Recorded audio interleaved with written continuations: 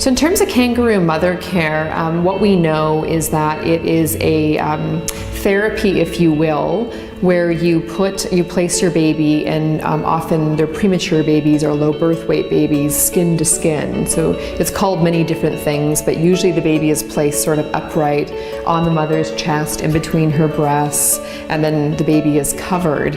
And what we know from research is that when a baby is placed in this position for durations of the day, they stabilize. We can stabilize their heat. Thermoregulation is a huge factor in the stabilization of sick or low birth weight babies. They develop faster. We know that they go through the development process faster than if they were cared for in an incubator or a different type of setting.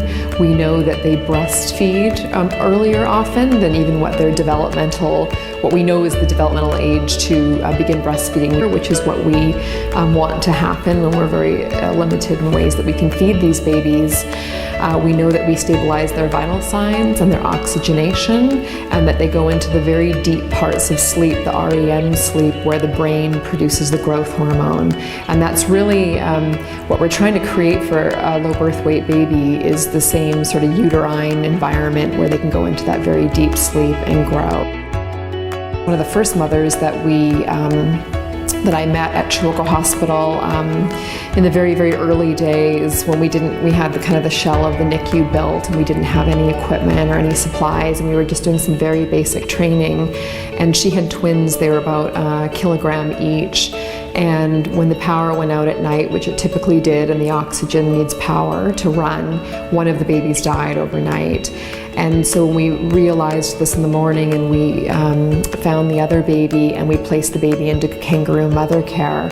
And it was a bit of a foreign intervention for the mums in Africa, because they're used to carrying their babies on their backs, mostly because they're cooking over open fires.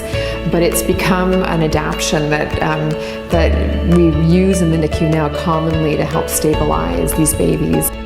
So it's a highly advantageous therapy that has many great factors for the baby in terms of survival.